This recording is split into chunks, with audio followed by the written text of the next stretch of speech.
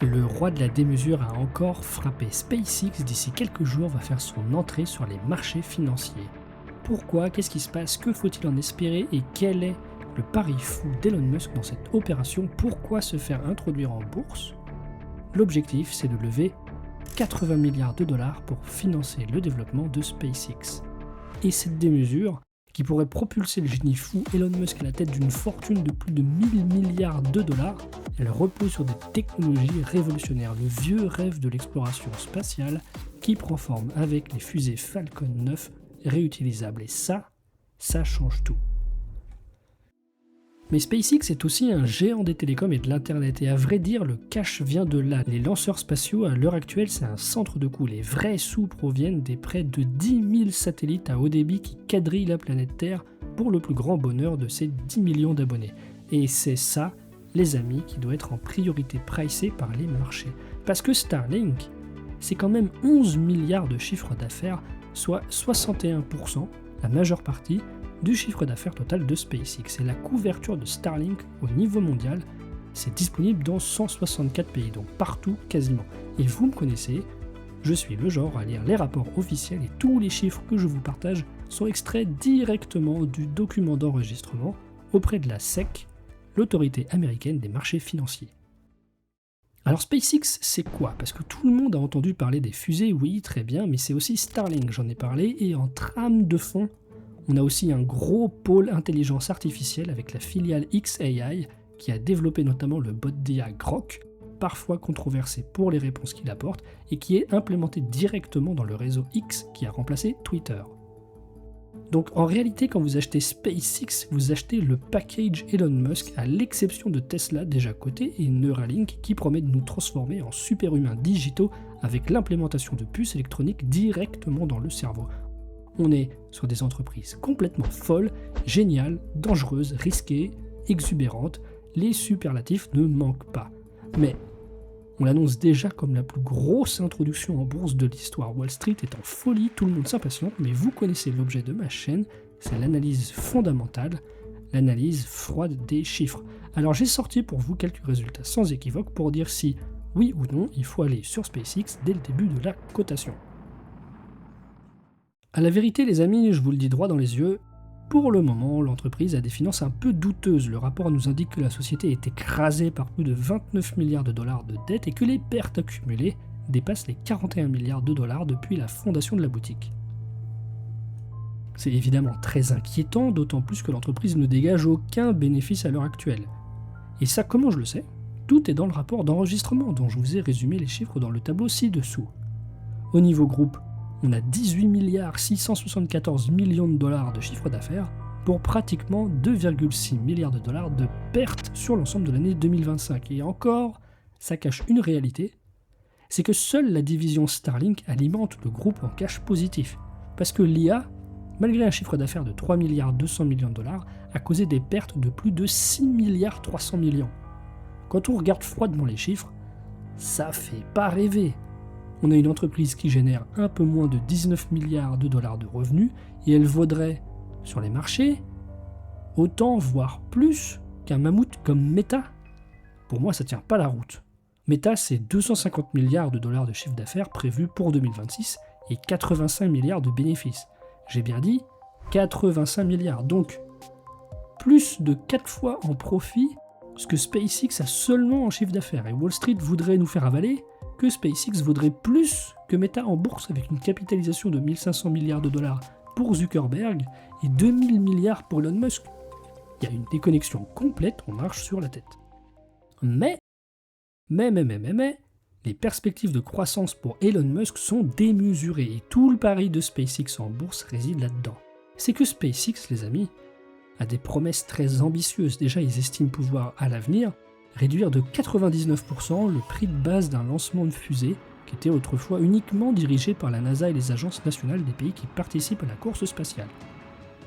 Et à l'heure actuelle, ils ont bien avancé dans cette direction car la fusée Falcon 9 est en moyenne capable d'effectuer 34 missions de lancement et réutilisation avec déjà 85% d'économie par rapport à un lancement traditionnel. Et le taux de succès actuellement est de 99%. Donc les accidents, très médiatisés, d'engins qui s'écrasent à l'atterrissage, sont en fait très rares. On a vraiment des perspectives futures extraordinaires. D'ailleurs, SpaceX est la première compagnie privée à faire une liaison entre la Terre et la Station spatiale internationale, grâce à Dragon, le cargo spatial qui alimente l'ISS en matériel, denrées et astronautes, puisque le rapport parle de 78 hommes et femmes envoyés sur l'ISS via les fusées SpaceX. L'idée, c'est qu'avec le nouveau modèle baptisé Starship et dont le programme a été lancé en 2023, on puisse envoyer d'un coup jusqu'à 100 tonnes en orbite, ce qui est considérable pour le bon fonctionnement de l'ISS. Ça, les amis, c'est les promesses et la ligne de conduite de la division Space du groupe. Sur le volet connectivité, il faut bien se rendre compte que Starlink, qui émerge comme l'une des grandes puissances de la connexion Internet haut débit, pilote une flotte de pratiquement 10 000 satellites et que les 10,3 millions d'abonnés dont je vous parlais plus tôt sont en croissance exponentielle, puisque le décompte était de 5 millions un an auparavant. Et le créneau secret du grand public, je vais vous le révéler, c'est que c'est très bien d'avoir Internet chez soi avec son abonnement Starlink, mais ça c'est pour la grande masse des consommateurs. En réalité, ce qu'ils font et qui est très smart, c'est qu'avec un maillage complet de la Terre depuis l'espace, ils peuvent fournir du haut débit dans des zones mortes. Et ça a l'air anodin, mais pas du tout. L'essentiel de l'Internet aujourd'hui passe par des câbles sous-marins. Mais Starlink propose un accès aux entreprises qui opèrent loin des centres urbains. Il est là, leur créneau. Les plateformes offshore pétrolières, typiquement, pas d'Internet sans Starlink. Les bateaux de croisière, les vols long courriers, les centres de recherche, les zones rurales évidemment, les trains à grande vitesse, tous ces endroits où l'accès à Internet relève d'un véritable défi, la nouvelle solution c'est Starlink. Donc Elon Musk adresse un marché gigantesque à lui tout seul. Et la cerise sur le gâteau pour bien comprendre la folie qui entoure cet IPO, les amis, c'est xAI, la filiale d'intelligence artificielle de SpaceX. Là, je vous parle de l'infrastructure Colossus. Avec le projet fou TerraFab, qui serait une gigafactory permettant à SpaceX de produire elle-même ses semi-conducteurs dédiés à l'intelligence artificielle, dans le but de plus dépendre des manufactureurs habituels, Samsung et TSMC entre autres. Le projet serait conduit par Tesla et Intel en collaboration et n'est à l'heure actuelle qu'au stade d'annonce, mais le but de long terme serait de produire des processeurs pour les voitures Tesla, les robots Optimus et les data centers d'xAI, avec, vous vous en doutez, des investissements records de plusieurs dizaines de milliards de dollars prévus dans les déserts du Texas à Austin. Et en matière d'IA, Elon Musk s'est lancé dans la course avec Grok, son chatbot alimenté par Colossus, le superordinateur basé à Memphis, Tennessee, et qui combine, dans sa première version Colossus 1, plus de 100 000 GPU Nvidia. Sauf que Elon Musk, vous le connaissez, il travaille déjà sur Colossus 2 avec un objectif de 200 000 GPU Nvidia, avec à terme des capacités pour 1 million de GPU. On est dans la démesure complète et c'est ce qui rend Wall Street complètement folle. Mais les capacités de calcul absolument gigantesques, c'est pas que pour le petit chatbot de Twitter, renommé X, c'est aussi pour la conduite autonome des voitures Tesla par exemple. Et ce qui est difficile à appréhender, pour nous les particuliers, c'est la mesure de la puissance d'une IA. Comment on fait pour mesurer intuitivement la puissance relative d'une IA par rapport à une autre? Un élément de réponse à cette question se trouve dans le document envoyé à la SEC. SpaceX nous indique que Grok, son chatbot, tourne avec un modèle basé, tenez-vous bien, sur quelques centaines de milliards de paramètres, ce qui est déjà énorme. Mais les besoins en IA sont tellement gigantesques et l'entreprise veut tellement développer cet outil qu'elle envisage d'améliorer le modèle de Grok pour qu'il tourne avec des trillions de paramètres, c'est-à-dire des milliers de milliards de paramètres. C'est à ça, les amis, au nombre de paramètres, qu'on peut se donner une idée de la puissance d'une IA. Et l'avantage de Grok, c'est qu'il est alimenté en informations tous les jours en continu, en permanence par le réseau social X qui produit 350 millions de posts par jour. Alors imaginez la quantité de données extraordinaires sur laquelle Elon Musk peut s'appuyer pour développer son IA. On bat vraiment tous les records, je le répète, on est dans la démesure avec cet IPO de SpaceX. Et le clou du spectacle, un autre élément de la folie géniale d'Elon Musk, c'est que SpaceX prévoit d'envoyer carrément ses data centers dans l'espace pour réduire significativement les coûts liés à l'énergie. Parce que vous savez que ce sont des technologies très gourmandes en énergie et que ça serait beaucoup plus efficace d'avoir directement les data centers dans l'espace alimentés par énergie solaire. Pas de bug, source d'énergie infinie, illimitée, en continu, isolation complète dans le vide sidéral, bref, un endroit parfait.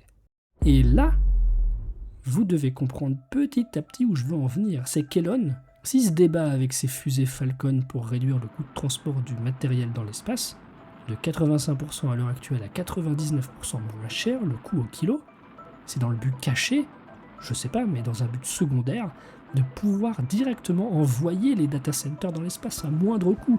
Et figurez-vous, pour la petite histoire, que tout ce matériel dans l'espace, avec les fusées, les data centers et les satellites, ça crée un risque de collision de plus en plus dangereux. Alors SpaceX, devinez quoi ? Ils ont développé une technologie qui modélise les orbites de chaque objet dans l'espace avec un système d'anti-collision qui a été utilisé avec succès un petit millier de fois en 2025 et qui consiste à traquer tous les objets dans l'espace et à dévier les orbites de quelques degrés pour éviter les collisions avant de les rétablir dans leur courbe. Ce qui donne le vertige dans cette entreprise SpaceX, c'est ce que le rapport appelle le TAM, Total Addressable Market, c'est-à-dire la taille du marché sur lequel portent toutes les branches de leur business. C'est plus de 28 000 milliards de dollars, avec des projets complètement délirants pour faire de l'extraction minière sur des astéroïdes et de la production d'énergie sur la Lune. Donc on nage en pleine folie, là on est dans Star Wars, voilà les promesses du dossier SpaceX. Les amis, je profite d'une pause de courte durée dans cette vidéo pour vous parler de l'application Bagger avec laquelle je collabore et qui donne accès à plus de 20 ans d'historique de données pour vos analyses. Vous pouvez y faire le suivi de vos portefeuilles, que vous soyez chez Boursorama, chez Saxo, chez Trade Republic ou XTB, etc. Et l'avantage sur Bagger, contrairement à des sites de bourse normaux, c'est qu'on a là-bas une communauté vivante avec la possibilité de rédiger ses propres thèses d'investissement pour partager des idées avec d'autres utilisateurs et, dans la foulée, chaque mois avec Hugo de la chaîne IQ Invest, on organise un vote pour récompenser la meilleure thèse qui rémunère son auteur 200 €. Sur Bagger, on a la possibilité de consulter le portefeuille des stars de la bourse, Warren Buffett, Ray Dalio et toute la clique, Monish Pabra et François Rochon. Et grâce à mon lien de parrainage avec mon code promo Paycheck, vous aurez une réduction de 10% par mois de votre abonnement.